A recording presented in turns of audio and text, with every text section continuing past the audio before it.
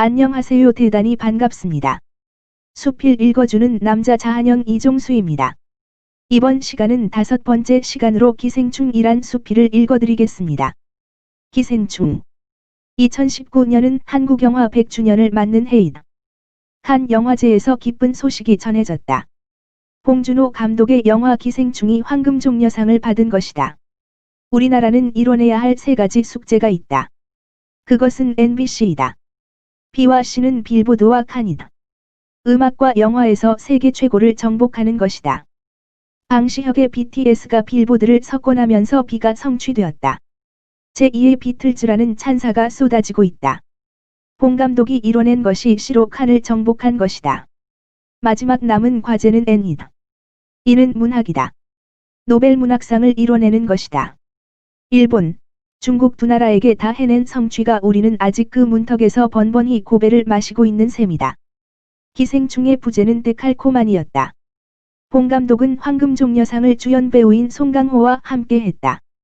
송은 수상소감에서 인내심과 슬기로움과 열정을 가르쳐주신 대한민국의 모든 배우님께 이 영광을 바치겠다. 기생충은 개봉 첫 주에 300만 관객을 동원했다. 1000만 관객을 넘는 흥행 기록도 세웠다. 수상작이 흥행에는 번번이 실패했는데 기생충은 예저와는 확연히 달랐다. 영화의 시작은 반지하 단칸방에서 출발했다. 내 가족이 피자 박스를 접는 것으로 생계를 유지해간다. 박스 접기의 달인이 하는 동작을 흉내내며 순식간에 박스를 접지만 번번이 불량 박스로 인해 타박을 받는다. 한참 박스를 접는 와중에 취객이 전봇대에서 노상방뇨를 시도하기도 하는 등 반지하의 애환이 그대로 우리 일상의 아픔으로 전해진다. 연무기로 방역을 하는 중에 딸 기정, 박소담, 은 창문을 닫으라고 아우성을 치는데 아랑곳하지 않는 아버지 기택, 송강호, 은 이참에 방역 한번 하자고 창문을 열어라고 한다.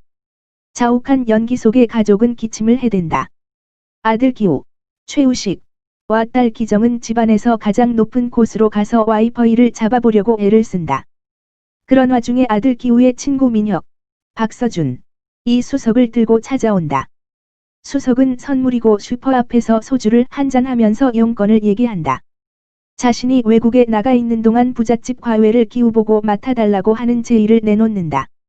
내 수생인 기우는 기정의 도움을 받아 명문대학의 재학증명서를 위조해서 만든다. 기택은 그렇게 얘기한다. 어떻게 서울대에는 문서위조학과 같은 것이 없냐고 말이다. 영역본에서는 서울대가 옥스퍼드대로 번역되었다. 무사히 부잣집 딸 다해. 현송민의 가정교사가 된 기우는 차츰 과외선생으로 입지를 굳혀간다. 그리고 둘의 관계는 깊은 연인으로 급진전된다. 기우는 부잣집 아들이 귀신을 본 후 겪고 있다는 하소연을 듣고 일리노이주 주립대 출신 미술치료 전문가인 제시카를 소개시킨다.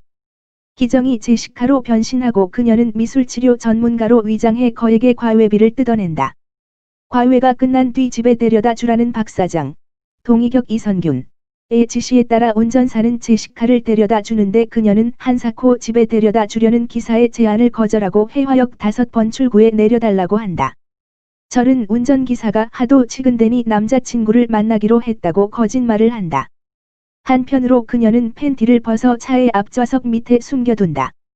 차에서 여자 팬티를 발견한 박사장은 그것을 아내인 연교, 조여정에게 얘기하고 조용히 처리할 것을 종용한다.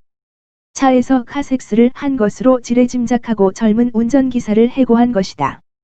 제시카는 아버지는 연교에게 소개시켜 운전기사로 취업하게 한다. 대리기사를 했던 경력에 덧붙여 외제차 매장에 가서 벤츠의 작동법을 익힌 후였다.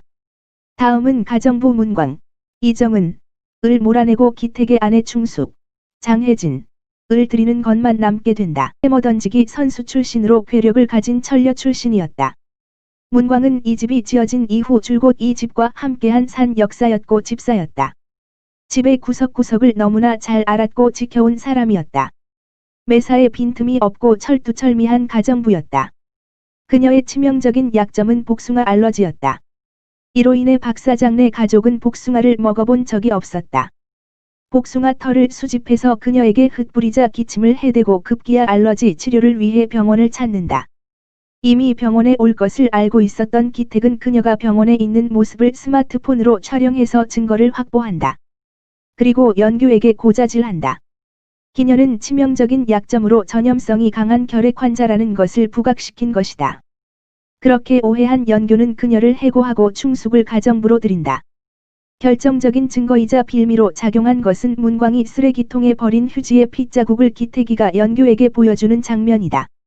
실제로는 케첩을 뿌린 것인데 그것을 각혈한 것으로 착각시키는 것이다. 그 쓰레기통은 250만 원을 호가하는 것으로 촬영 내내 신주단지처럼 모셔졌다는 후문이다. 박 사장의 어린 아들은 어린 시절 생일 케이크 생크림에 홀리게 되어 한밤중에 주방으로 내려와 냉장고 앞에서 정신없이 먹어대던 중에 지하실에서 올라오는 근세, 박명훈 문광의 남편을 귀신으로 알고 비명을 지르고 혼비백산한다. 비명 소리에 놀란 연교는 아들이 경기를 하는 줄로 착각하고 병원에 데리고 간다. 참고로 근세, 박명훈은 세상에서 가장 술 취한 사람 연기를 잘하는 이로 정평이 난 배우란다. 아들은 귀신을 본 후유증에 시달리기도 하고 그런 흔적이 그가 그린 그림 속에 나타난다. 박 사장네 가족은 휴가를 맞아 캠핑을 떠나고 집을 비운다. 기택네 가족은 이를 기화로 부잣집을 독차지하게 된 가족은 휴가 기간 동안 원 없이 회포를 푼다. 제대로 술판을 벌여 최고급 양주를 마시며 향후 사돈집이 될 것을 상상한다. 밖에서는 천둥번개가 치고 벼락이 치는 와중에 갑자기 문광이 초인종을 누른다. 질에 놀란 기택네 가족은 귀를 기울이며 상황을 파악하려 애쓴다. 문광은 자신이 예전에 가정부인데 지하실에 놔두고 간 짐을 찾으러 왔다고 한다. 그리고 지하실로 들어간다. 지하실에 살고 있던 남편인 근세에게 바나나를 먹이는 등 그동안 굶고 살았던 보상으로 긍휼히 보살핀다. 기택네 가족은 문광과 근세의 기세에 눌려 다시 자신들의 잘못을 반성하는 모습을 보인다. 연변 사투리로 북한의 핵미사일 발사 상황을 묘사하면서 기택네 가족을 훈도한다. 위기를 직감한 기택네 가족은 저돌적으로 문광 부부에게 돌진해서 전세를 반전시키고 두 사람을 지하실에 묶어서 감금하는 데 성공한다. 조금 시간이 지난 후 휴가에서 계곡물이 불어 야영을 하지 못하고 박 사장네 가족이 귀가한다는 연락을 받는다. 그리고 그들은 짭바구리를 끓여놓으라고 지시한다. 자리를 정돈한 후 채끝이 들어간 짭바구리를 끓인다. 짭바구리는 짜짜로니와 너구리의 합성 요리로 영역이 될 때에는 람동으로 의역되었다.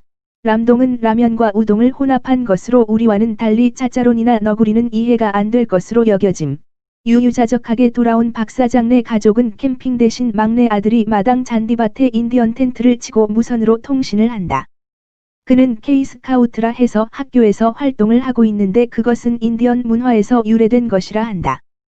그리고 그 스카우트에서 무선 통신을 배웠기에 근세가 지하실에서 이마를 찌우면서 보내는 모르스 보호를 해독해낸다. 아무튼 아빠와 무전기로 통신하면서 즐거워한다. 그러는 와중에 상황이 마무리되자 박 사장 부부는 소파에서 잠을 청한다. 그리고 그 소파 테이블의 아래에는 기택인의 세 가족이 숨죽이며 이런 상황을 지켜본다.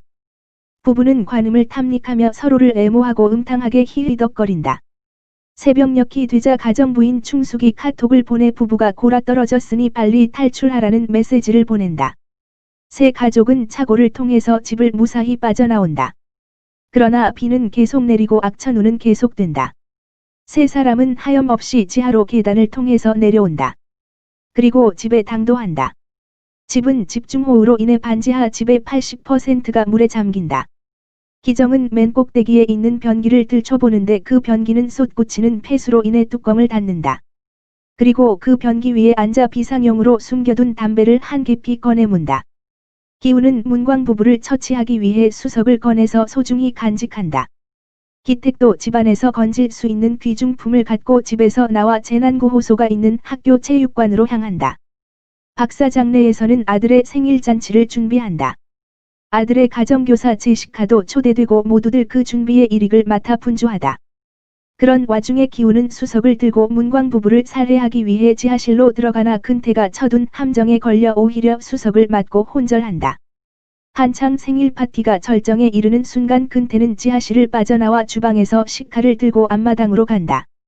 그리고 생일 케이크를 들고 행진하는 기정에게 달려가 그녀의 심장에 비수를 꼽는다.